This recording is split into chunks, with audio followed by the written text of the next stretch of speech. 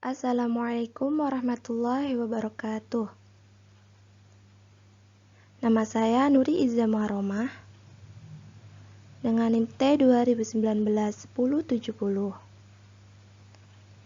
Saya dari Fakultas Tarbiyah, Program Studi Pendidikan Agama Islam.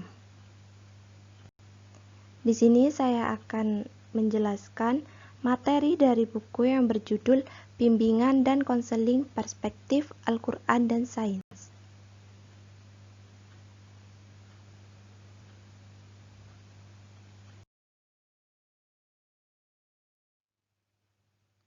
Bab 3, yaitu mengenai konseling dalam perspektif Al-Quran.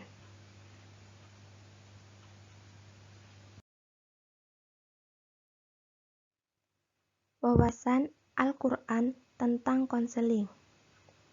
Tidak dapat dipungkiri bahwa dalam proses konseling, nilai-nilai agama yang dianut si klien merupakan satu hal yang perlu dipertimbangkan oleh konselor dalam memberikan layanan konseling.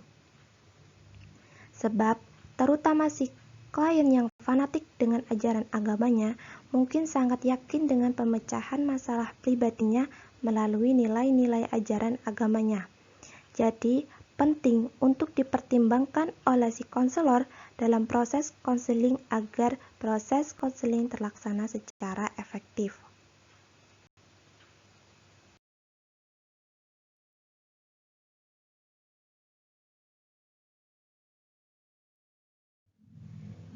Istilah konseling dalam Al-Quran, yaitu irsyad dan syifa.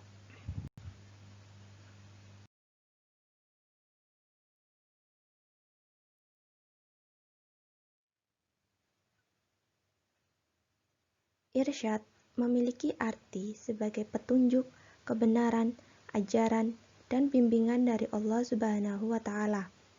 Secara istilah, irsyad berarti menunjukkan kebenaran ajaran dan membimbing orang lain dalam menjalankannya yang berlangsung dalam suasana tatap muka dan penuh keakraban. Sedangkan syifa yaitu berarti obat dan penyembuhan segala penyakit yang diderita oleh manusia. Dan juga bimbingan konseling dalam Al-Quran bisa juga dijadikan sebuah media dakwah.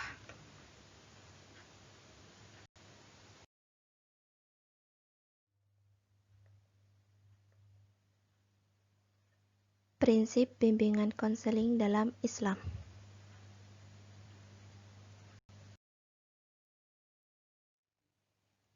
Pendekatan bimbingan konseling Islam.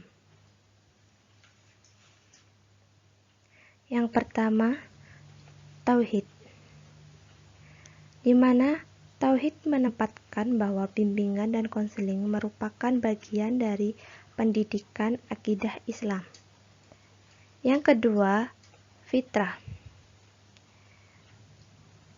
Fitrah di sini melainkan menumbuhkan, mengembangkan, dan menyuburkan atau lebih tepat mengondisikan sifat-sifat dasar seorang anak yang sejak awal penciptaannya agar dapat tumbuh subur dan berkembang dengan baik. Jika tidak, maka fitrah yang ada pada diri seseorang anak akan rusak atau terkontaminasi oleh kejahatan dan kuman-kuman kehidupan.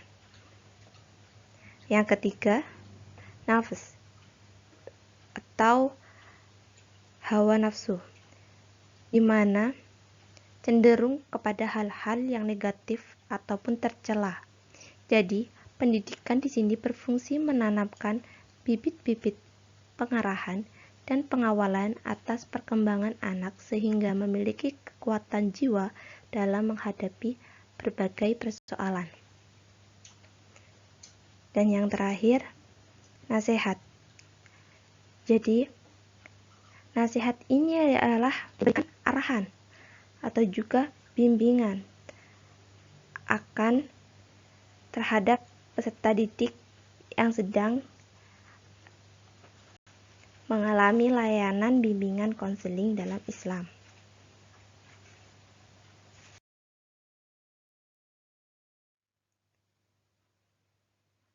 Praktik bimbingan dan konseling dalam Islam adalah bagian dari teknik bimbingan yang berfokus kepada praktik nasihat yang diberikan kepada anak.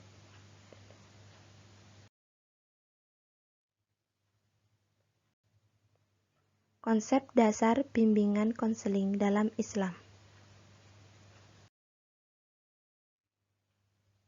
Bimbingan konseling Islami yaitu mengembangkan potensi atau fitrah beragama yang dimilikinya secara optimal dengan cara menginternalisasikan nilai-nilai yang terkandung di dalam Al-Quran dan hadis Rasulullah SAW. Tujuan bimbingan konseling Islami yaitu membina kesehatan mental dan kesejahteraan hidup manusia di dunia dan akhirat, serta menuntunnya ke arah hidup sakinah agar batin merasa tenang atau tentram.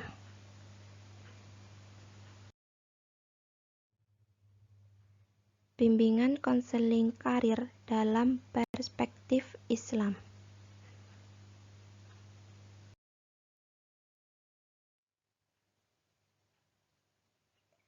Dalam dunia pendidikan, pemberian karir bagi siswa adalah sebuah upaya yang dilakukan oleh konselor untuk memfasilitasi siswanya agar mampu mengarahkan dirinya kepada sebuah perencanaan karir yang lebih matang dan mampu mengantisipasi setiap kemungkinan yang terjadi saat proses perjalanan karir berlangsung.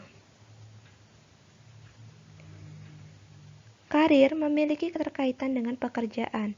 Dalam perspektif Islam, kerja adalah hasil suatu kepercayaan seorang muslim bahwa kerja mempunyai keterkaitan dengan tujuan hidupnya, yaitu memperoleh keridhaan dari Allah Subhanahu wa Ta'ala.